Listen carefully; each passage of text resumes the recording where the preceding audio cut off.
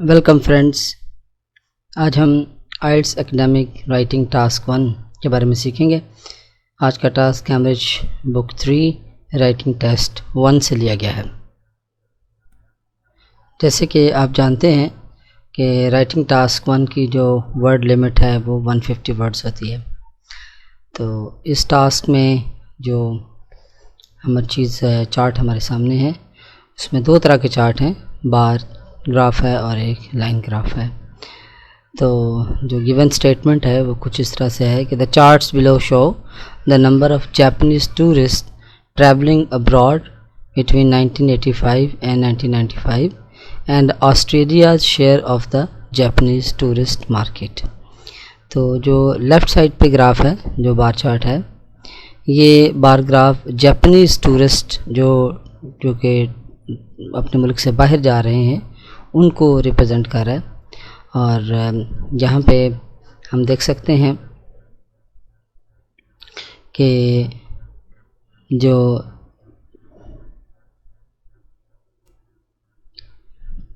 Y axis है उसके ऊपर numbers travelling abroad in millions दिखाए गए हैं, जैसे कि 0, 2, 4, 6, 8, 10, 12, 14, 16 और 18। और जो एक्स एक्सिस है उस पर हमें ईयर्स जो हैं वो दिखाई दे रहे हैं, 85 से लेके 94 तक। जबकि जो लाइन ग्राफ है उसमें Australia share of Japanese tourist जो हैं, यानी जो जापानीज़ जो हैं वो ऑस्ट्रेलिया जाते हैं, उनकी जो परसेंटेज है वो दिखाई गई है। और उसमें 1, 2, 3, 4, 5, 6 और 7% तक दिखाया गया है। और यहाँ पे नीचे जो है वो ईयर्स उसी तरह 85 से 94 तक दिखाया गया है। तो सबसे पहला काम इंट्रोडक्शन होता है। तो इंट्रोडक्शन जो होता है वो दिया गया ऊपर जो स्टेटमेंट है उसे प्लीज़ मत जो है वो एज इट इज़ लिखें, बल्कि आप उनको अपने वर्ड्स में, अपने ओन वर्ड्स में जो है वो पैराफ्रेज करके तो उसे लिखें। तो हमारे पास जो हमने पैराफ्रेज को किया है वो कुछ इस तरह से है कि the bar chart outlines how many Japanese travelled overseas between 1985 and 1995, while the line graph delineates the percentages of these tourists who visited Australia in particular between 1985 and 1994। तो पहले जो हमने वर्ड इस्तेमाल किया है वो लफ्ज़ जैसे आउटलाइंस इस्तेमाल किया है, outlines how many Japanese travelled overseas. और जो सेकंड के लिए इस्तेमाल किया है वो डेलिनेट्स है, डेलिनेट्स परसेंटेजेस ऑफ दिस टूरिस्ट। तो इस तरह से उसको अपने वर्ड्स में हमने कन्वर्ट किया। सेकंड जो स्टेप होता है वो ओवरऑल का है। तो ओवरऑल में हमने मैक्सिमम और मिनिमम, हाईएस्ट और लोएस्ट चीज़ों का जिक्र करना है।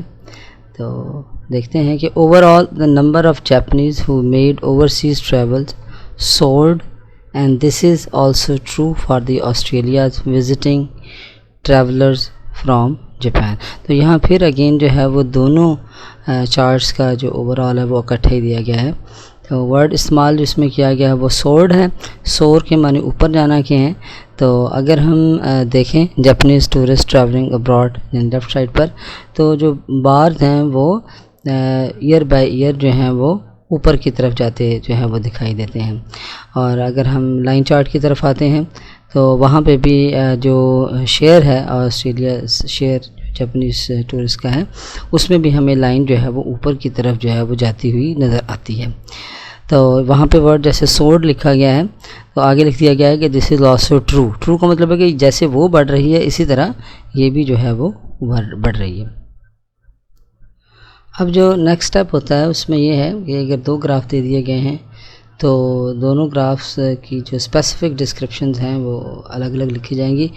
और इसमें हम फैक्ट्स लिखेंगे और जहाँ जहाँ कंपैरिजंस होंगे वो भी लिखेंगे। तो हमने सबसे पहले जो जापानीज़ टूरिस्ट ट्रैवलिंग अब्रॉड हैं उनको लिया है। तो फर्स्ट लाइन हमने लिखी है कि as can be seen from the illustration. देखें ये जो इस तरह की फ्रेजेस हैं इनको याद कर लिया जाए, जो है ये आपके एक तरह के फिलर्स ही हैं। As can be seen from the illustration, around 5 million Japanese citizens traveled different countries in 1985, which kept on increasing each year except in 1991. तो अब ये बता रहा है कि 5 मिलियन जापानीज़ जो हैं वो टूरिस्ट जो हैं वो उन्होंने ट्रैवल किया है डिफरेंट कंट्रीज़ में 1985 में।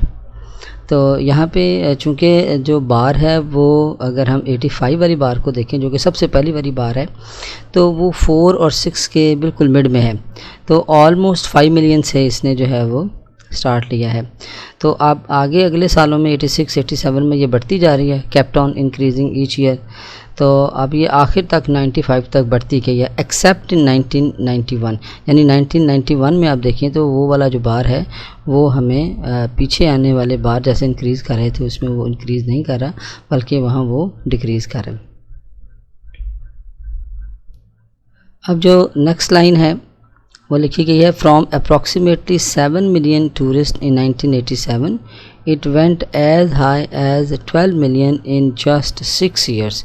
तो यहाँ पे भी देखें कि just approximately 7 million tourist in 19, अब 85 के बाद 87 को लिया गया है। तो 87 में अप्रॉक्सीमेटली जो है वो 7 मिलियन बनते हैं। तो 7 मिलियन टूरिस्ट जो हैं तो इनकी हाईएस्ट जो फिगर है वो 12 तक जो है वो जाती है अगले 6 ईयर्स के अंदर।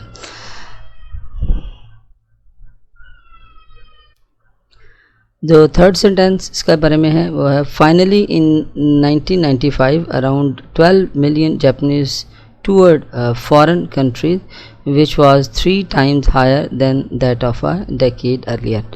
तो अब 1995 में जो हाईएस्ट अमाउंट है, जो हाईएस्ट नंबर जो है वो 15 मिलियन जापानीज़ का है जो दिखाई दे रहा है और इसको उसने कहा है 3 times हायर देन। तो यहाँ एक हमें कंपैरिजन जो है वो दिखाई दे रहा है।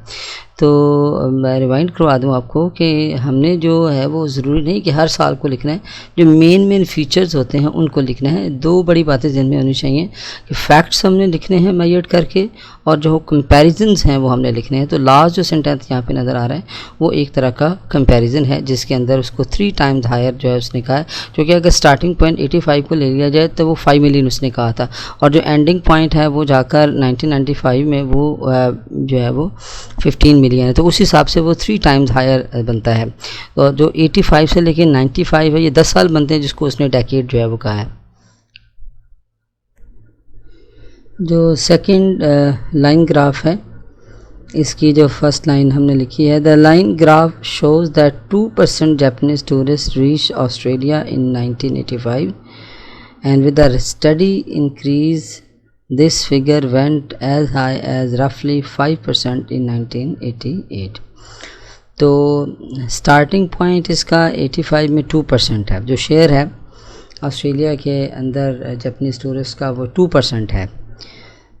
तो विद द स्टडी इंक्रीज़ तो ये बढ़ता जाता है आहिस्ता आहिस्ता स्टडीली और जाता है 5% इन 1988 तक जो है वो चला जाता है।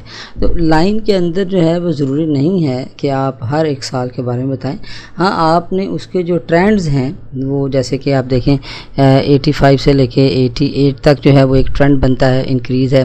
फिर 88 से लेके 89 जो है वो डिक्रीज़ हो गया है।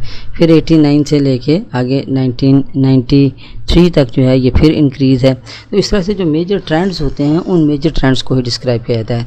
तो हमारी फर्स्ट लाइन जो है वो पहले ट्रेंड को डिस्क्राइब कर रही है जिसके अंदर वो स्टडी इंक्रीज़ जो है वो 5% तक जो है वो दिखाया गया है। The next year the ratio slightly dipped but went higher each year in the subsequent years. यानी मतलब एक ही साल है 88 से 89 जिसके अंदर वो डिप हुआ है, यानी डिक्लाइन हुआ है, नीचे गया है। उसके बाद फिर से वो जो है वो ईच ईयर जो है वो हायर होते होते, सब्सक्वेंट का मतलब है बाद वाले साल, तो 89 के बाद वाले सालों के अंदर वो फिर जो है वो आगे इंक्रीज़ होता गया। और लास्ट जो इसकी लाइन है, Australia received more than 6% Japanese travellers in 1993, the highest which stood at exactly 6% in 1994. तो अब उसका जो हाईएस्ट फिगर है वो जाता है 6% तक। अब वो बता रहा है कि जी कि 6% जो जापानीज़ ट्रैवलर्स हैं 1993 में वो हाईएस्ट फिगर है, क्योंकि इससे पहले भी जो फिगर है परसेंटेज का वो कम दिखाई दे रहा है और उसके बाद फिर एक डिक्लाइन जो है वो 1993 के बाद वो हमें दिखाई दे रहा है।